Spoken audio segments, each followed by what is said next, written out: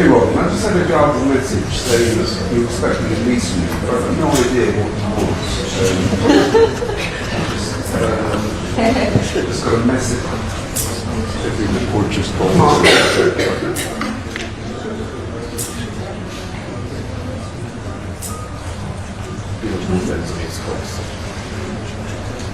Well, can you send me a clip?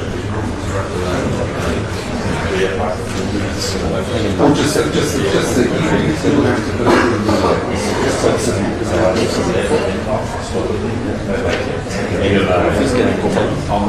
it's been small.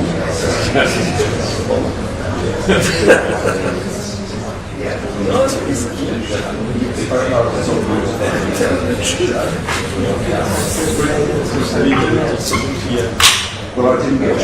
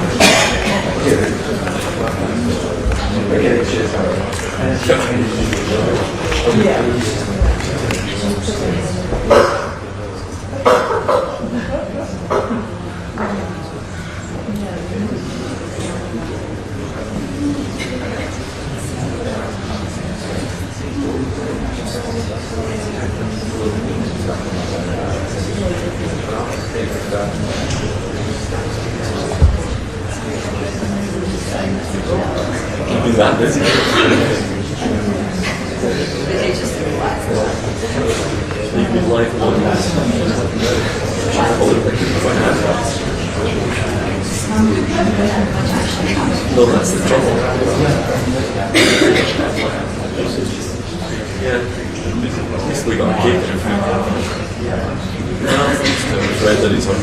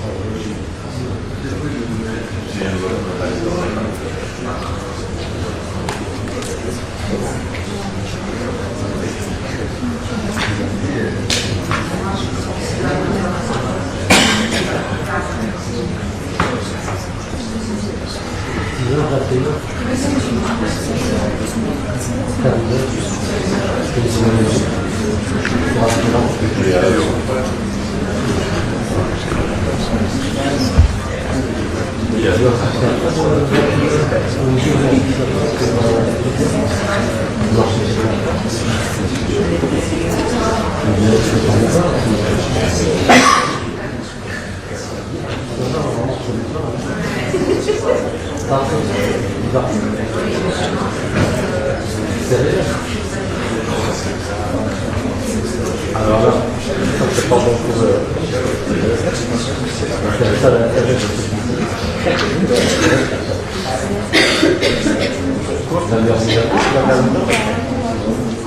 On a une professionnel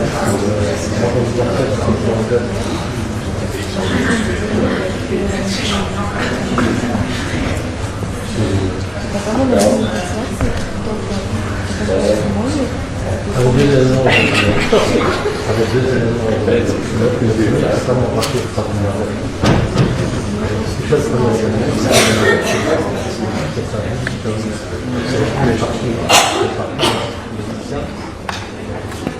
très vraiment comment ça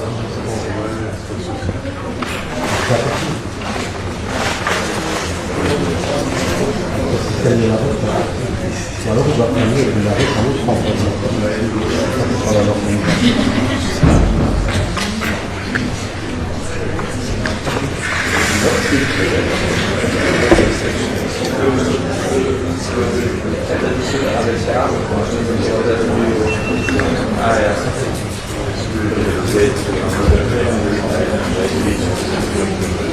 on va prendre le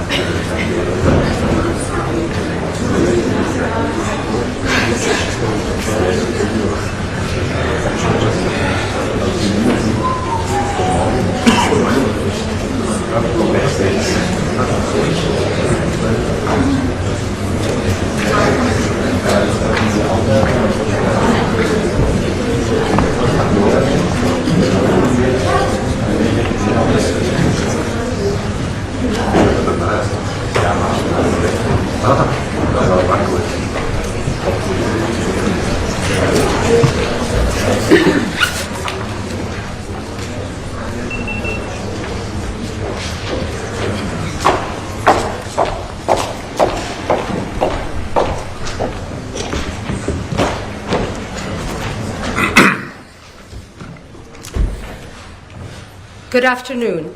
The Secretary-General will now brief you on today's meetings of foreign ministers, after which we will take your questions. Secretary-General. Good afternoon. Today marks 70 years since NATO's founding.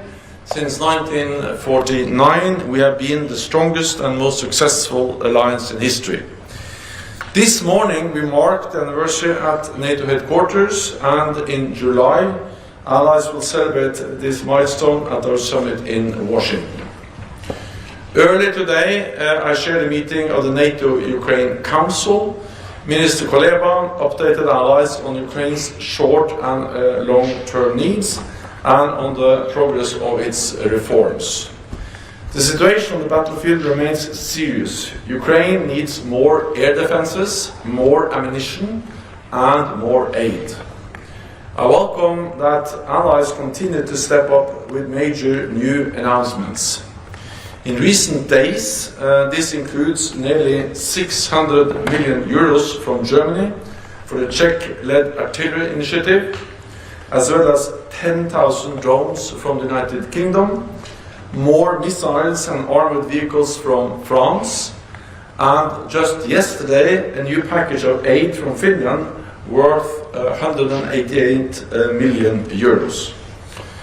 But we need to do even more, and we need to put our support on an even firmer and more enduring basis. Yesterday, allies agreed to move forward with planning for a greater NATO role in coordinating necessary security assistance and training for Ukraine. This work will continue in the weeks ahead. Today I also shared a meeting of foreign ministers with our Indo-Pacific partners, Japan, the Republic of Korea, Australia and New Zealand, as well as the European Union. We discussed the global implications of Russia's war against Ukraine, including the support for Russia from China, North Korea and Iran. As authoritarian powers increasingly align, NATO and its partners must stand united to defend a global order governed by law, not by force. We also discussed how to enhance our cooperation in responding to cyber and hybrid threats, as well as new technologies and defense industrial production. With that, I'm ready to take your questions. Thank you. We'll go to Andrew Gray from Reuters. Second row.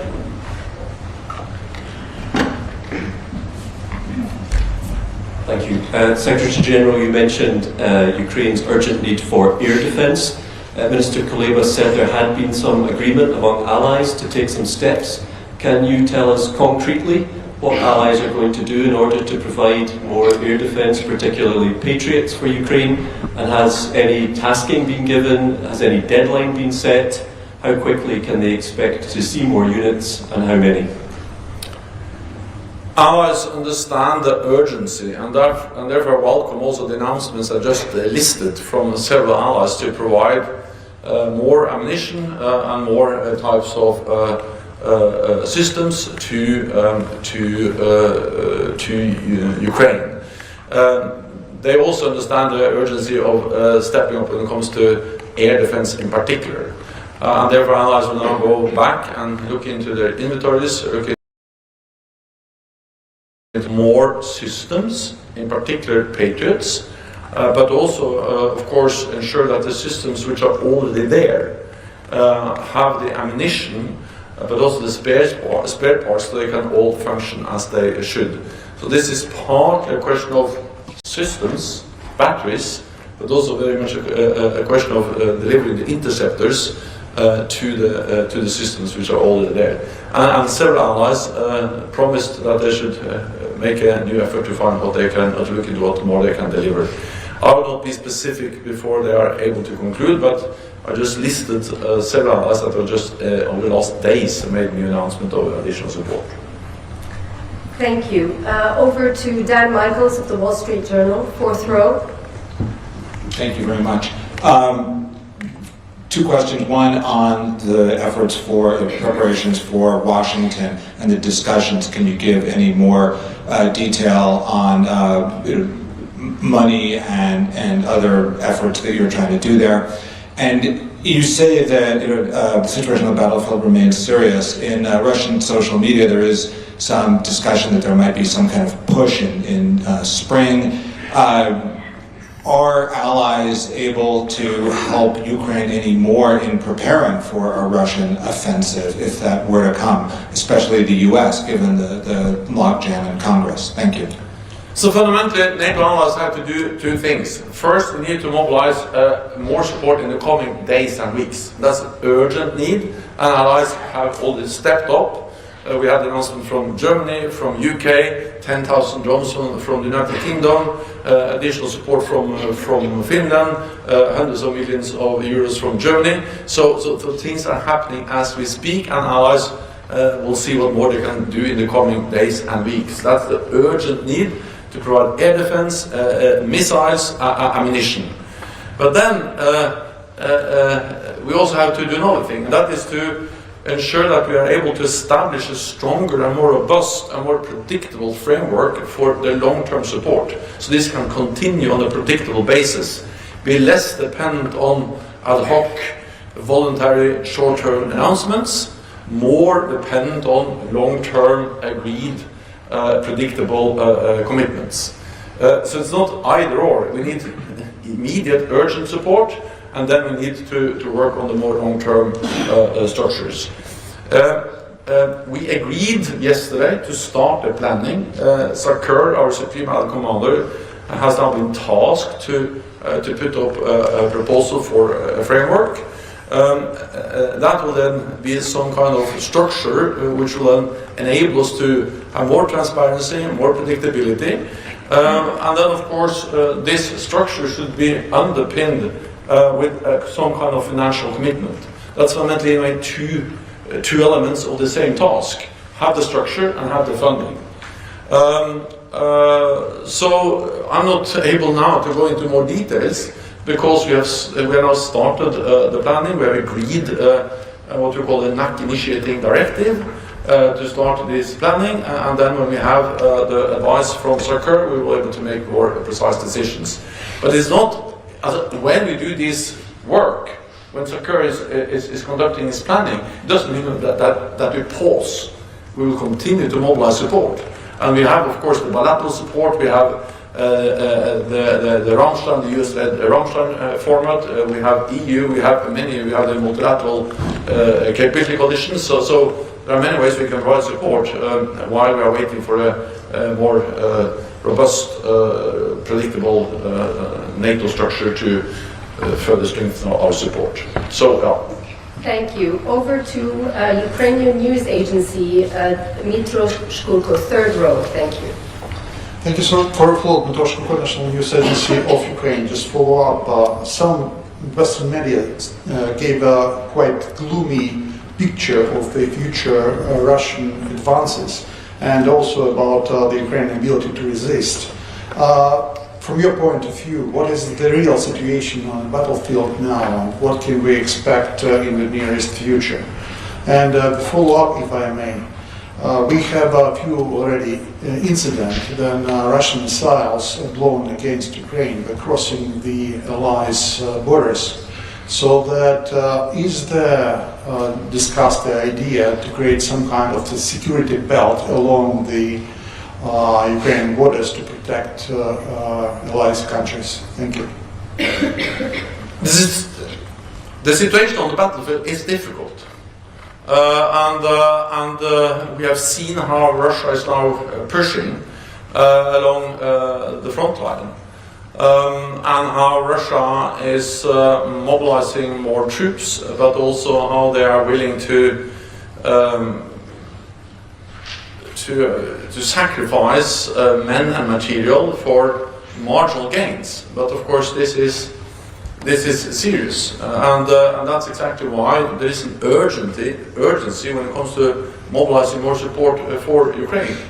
Fundamentally, there are two possible scenarios. One is that NATO allies are able to mobilize more support, and that Ukraine is able to regain more territory. And the other scenario is that we are not able to do so.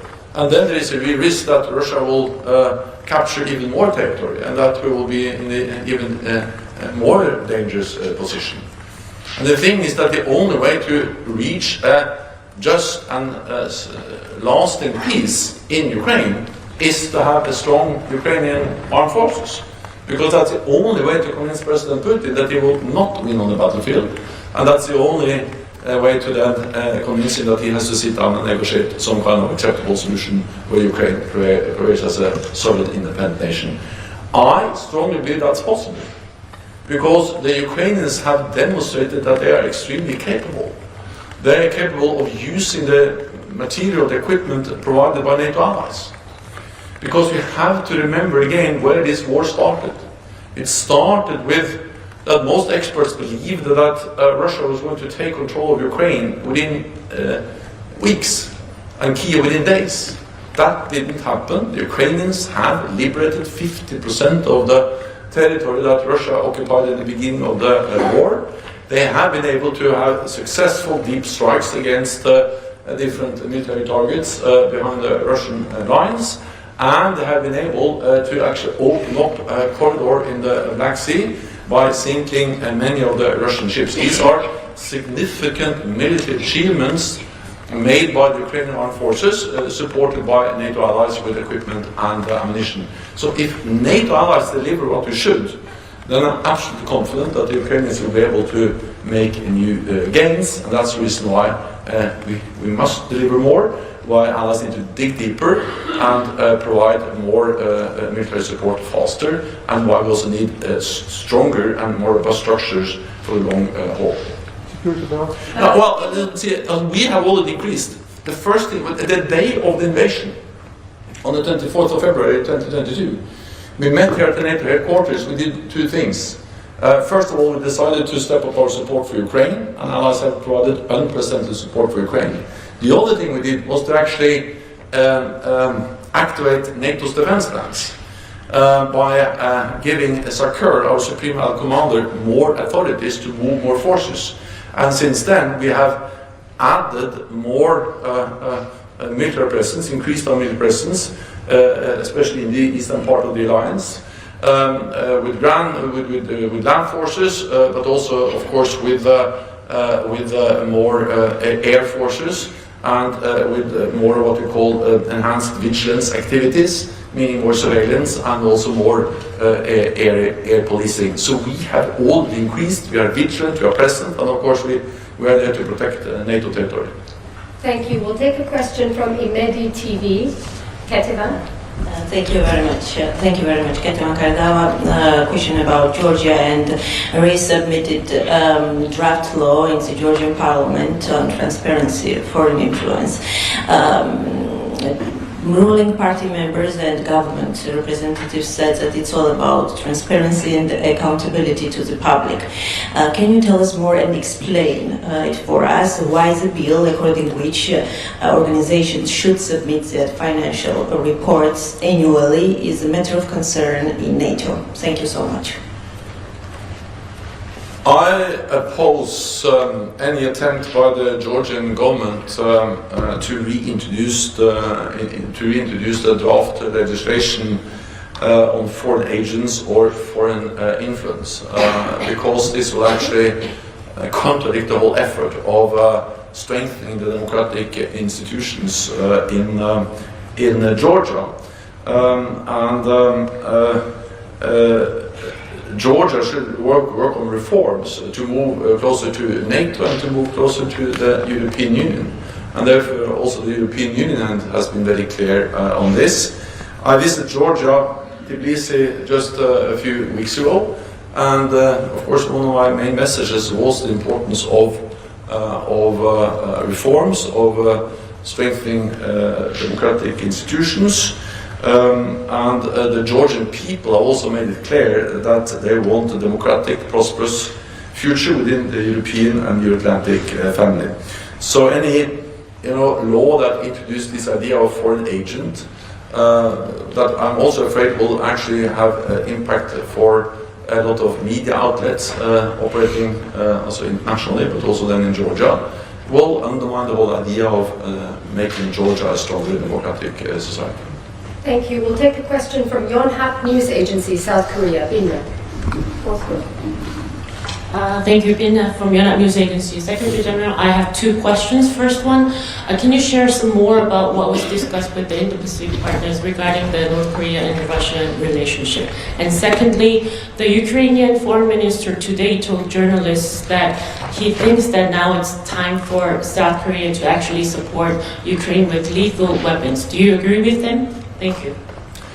We had a very good meeting with our Asia-Pacific partners, South Korea, Japan, New Zealand and Australia. Of course the background is that our security is interlinked. What happens in the Indo-Pacific matters for Europe, and what happens in Europe matters for the Indo-Pacific. The war in Ukraine demonstrates that very clearly. Because we see how China is propping up the Russian war economy, delivering dual-capable equipment, which is also used then in the Russian military industry. In return, Moscow is mortgaging its future to Beijing. And then we see how Iran and North Korea are delivering ammunition, missiles, drones to Russia, and then in return, Russia is delivering technology for the missile and nuclear programs of these countries. So the idea that we have sort of one kind of security in Europe and another security in Asia doesn't work. Our security is not regional, our security is global, and as also it has been stated from leaders in the region, what happens in Ukraine today can happen in the South China Sea tomorrow. So this interlinked security is the reason why it's important that we work together. This is partly about practical cooperation. We're looking into what more we can do, both in providing support to Ukraine, but also on cyber, hybrid, and on other areas, where we hope that we can agree some new projects at the summit in Washington to build on what we already do together with our Asia-Pacific partners.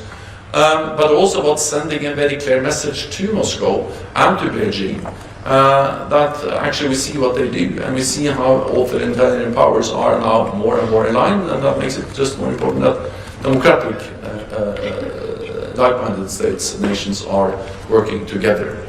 Let me highlight, this is not about making NATO a global alliance. NATO will remain an alliance of North America and Europe, but our security is interlinked with the security in the Asia-Pacific region, and therefore we need to work with our partners in that region to address those global security challenges. When it comes to exactly what kind of specific support the different Indo-Pacific country and partners are able to provide to Ukraine, I will not, as I say, be too specific. I'll just say that any support is welcome. Many of those partners have already provided a lot of support to NATO's comprehensive assistance package. Australia has delivered some armored vehicles, and also they also have some surveillance planes in Poland, and other partners have delivered other types of support. It's for the individual partners to decide exactly what type of support. Thank you. Two more questions, one to Rai and then to Euractiv. Over to you, Marilyn. Thank you. The Kremlin spokesperson Peskov said that NATO countries are involved now in Ukraine, and they are expanding their military infrastructure to our borders, he said. And so now the situation is that the level is slipped between Russia and NATO to a level of direct confrontation. How do you answer to this?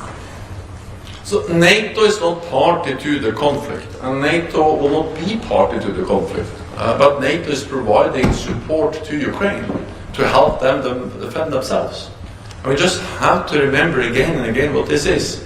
This is one country, Russia, attacking another, invading another country, moving forces, battle tanks, planes, missiles across the border to take control over Ukraine. And that's a blatant violation of international law. It's a full-scale invasion. That's what happened on the 24th of February. And of course Ukraine is defending their land, defending their territory, and it is enshrined in international law, it's enshrined in the UN Charter, that self-defense is legal. You have the right to defend yourself. And that's exactly what Ukraine does, and we have the right to support Ukraine in defending themselves, and that's what NATO allies are doing. We don't have any plans of having any NATO combat troops inside Ukraine. There have been no requests for that, but the Ukrainians are asking for equipment, for ammunition, for weapons, and we are providing that to Ukraine. That doesn't make NATO allies part of the conflict, but we support Ukraine in upholding the right for self-defense. And a final question to Olivia, Euractiv. Hi, thank you. Earlier it was mentioned you were discussing the southern neighborhood with NATO allies addressing instability and shared security. You also received a report from experts on the situation in the southern neighborhood. What was the foreign minister's feedback on the group's report? What recommendations were made, and what will be discussed by members going forward regarding NATO's relationship with and strategy in the MENA region? Well, last October I established a group of independent experts to provide advice to NATO on how we, in an even better way, can address both the challenges we see in our southern neighborhood, but also the opportunities. This is about terrorism, it's about instability, but it's also about the value and the opportunities in working with partners in our southern neighborhood. Be it North Africa or the Middle East. We have just received the report. I expect that the group will make the report public. There are different proposals there about how we can work more closely with partners in the Mediterranean region. We have close partnership with countries like Jordan, with Tunisia, with Mauritania. We also have, of course, some presence in the Middle East. We have a mission in Iraq. So we speak about very different countries, different challenges, different opportunities. But of course, that matters for the alliance, and therefore I'm looking forward to the discussion that will now take place based on the report, and then hopefully to see some ambitious conclusions being made by the heads of state and government when they meet in Washington in July. Thank you. It's a wrap. Thank you. Thank you so much.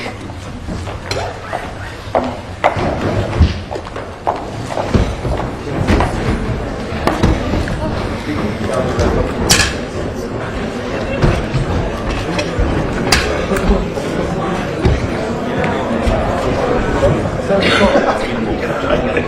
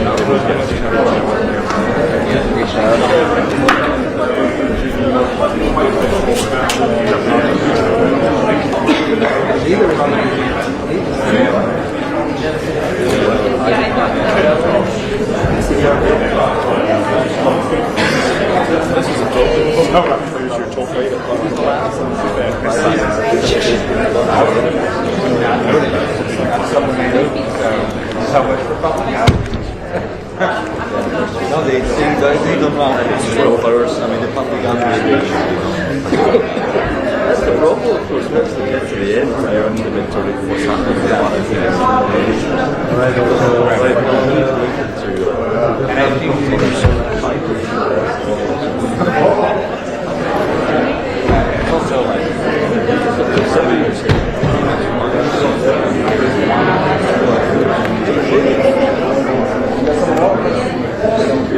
we're going to go to the press room and work up.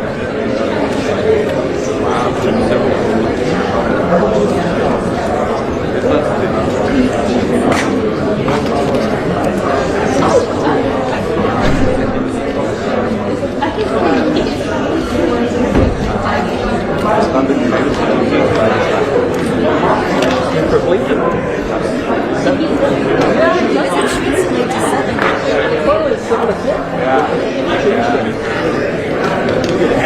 Tony B is the most exciting.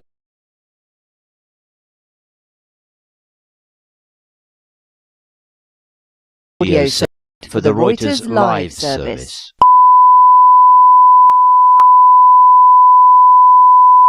This is the primary audio circuit for the Reuters live service.